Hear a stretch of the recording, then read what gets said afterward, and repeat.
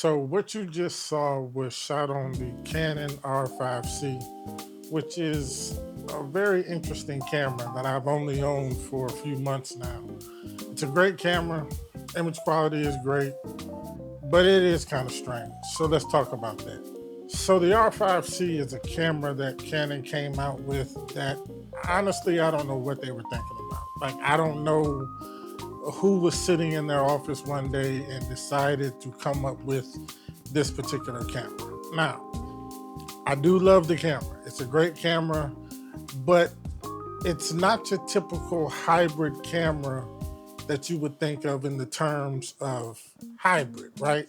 So this is just me, in my opinion, of what I think they did, okay? So it looks like they took the R5, right? Combined it with a C70 and put those two cameras in one body. And this is why I say it's not your typical hybrid camera.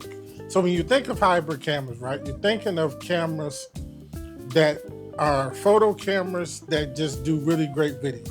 The R8 that I'm shooting on now is a hybrid camera. It is a photo first camera that has really great video specs.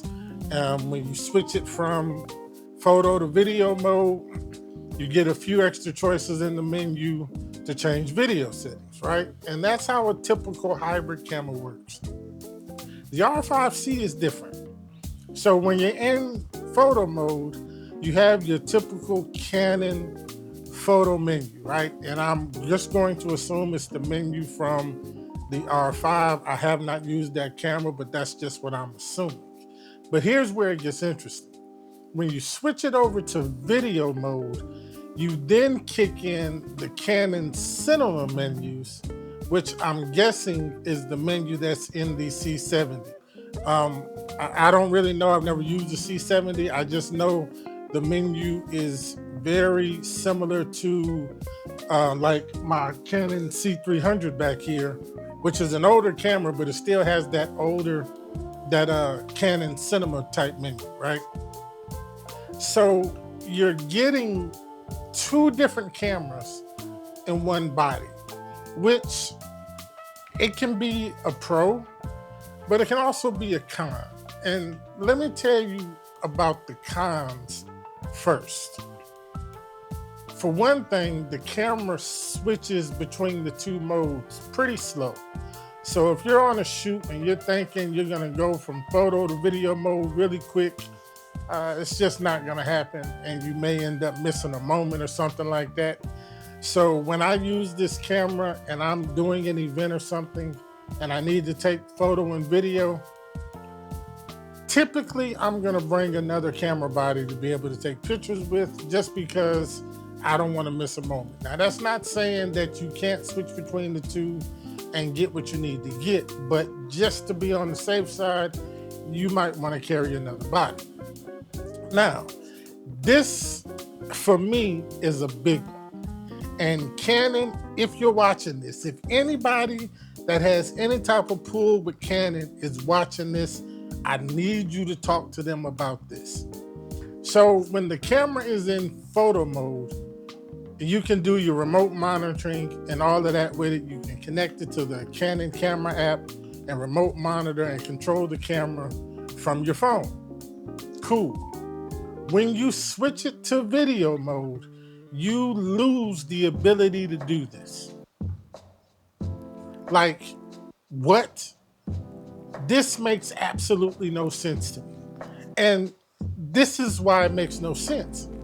We know the camera has whatever it needs to have internally to be able to be controlled and monitored from your phone, because you can do it in video mode.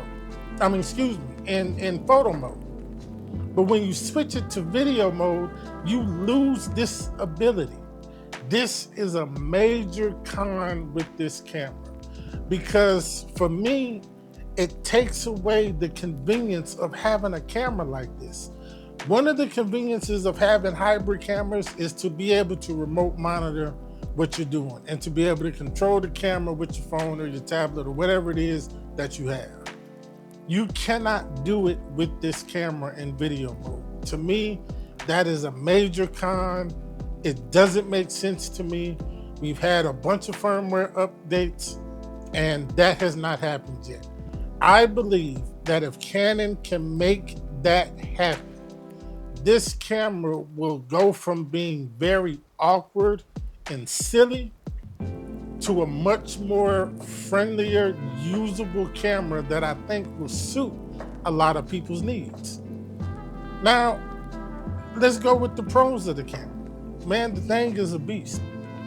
Just honestly, it's a beast. It shoots 8K video. It's absolutely great. It shoots RAW. It has this log profile.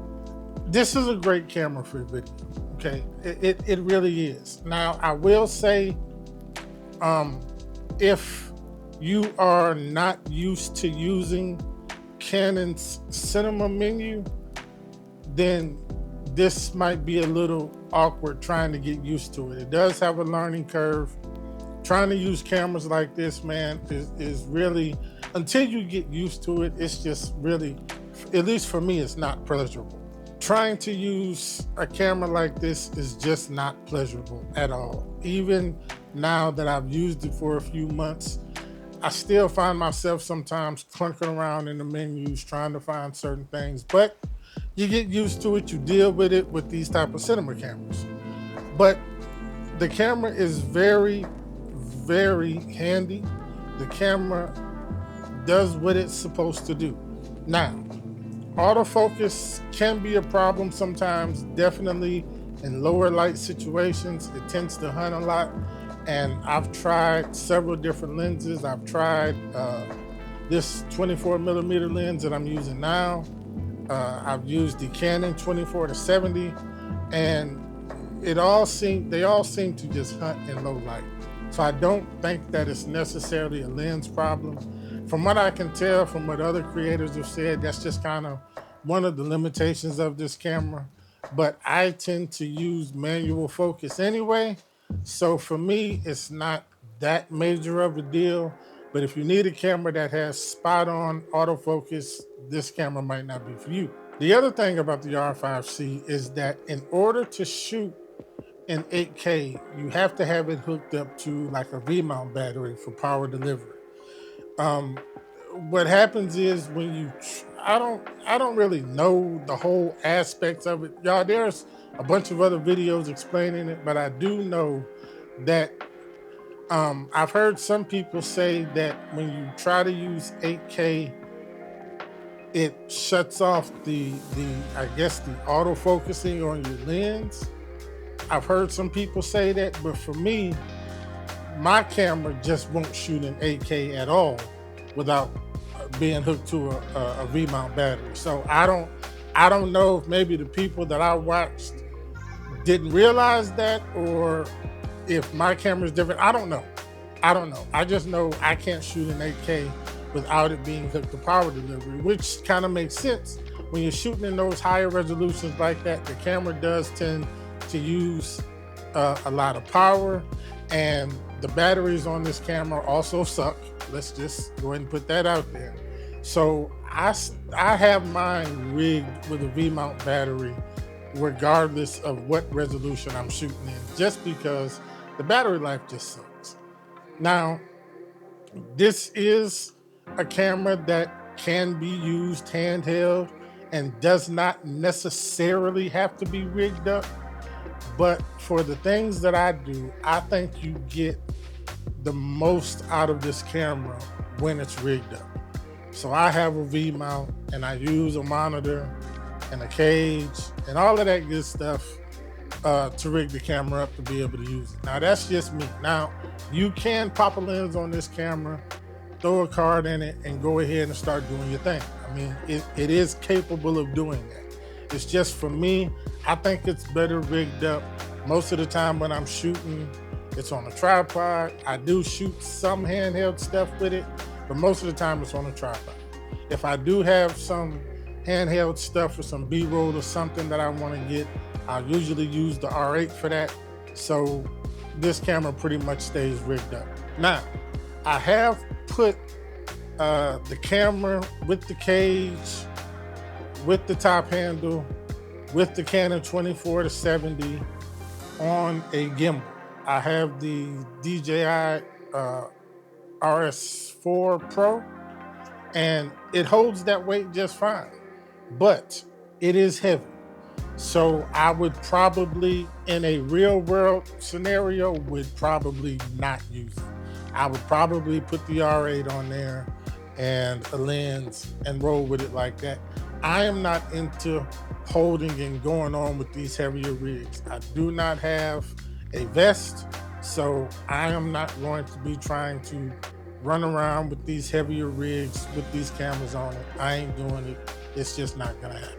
But as you can see from the footage, the camera is very well equipped to do what most people, I think, would need it for. Now, again, I don't think it's necessarily a camera for beginners, but I think it is a great camera and it's a great buy if you have the money and you want to take the time to learn it. Hey man, go for it. It is a strange camera, like I said, and just to be honest, there are probably other cameras in this price point that may be better suited for a lot of people.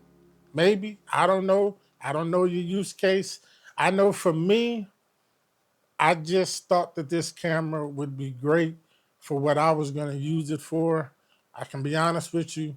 Um, the whole not being able to monitor thing,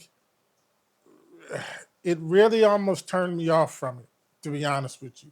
I think that's a major deal. I think that's one of those things that Canon is withholding just because they can.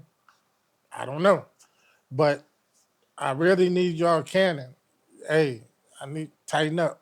I need y'all to get it together, all right? For real. Straight up. But anyway, man, if you want to pick up one of these cameras, I do have an affiliate link down in the description below. Go ahead and click on it and pick one up, man. I also have links down there for the R8 and some other things that I use to make these videos. If you like it, man, I need y'all to go ahead and click that like button, hit the subscribe button for me, and I will catch y'all in the next video. Peace.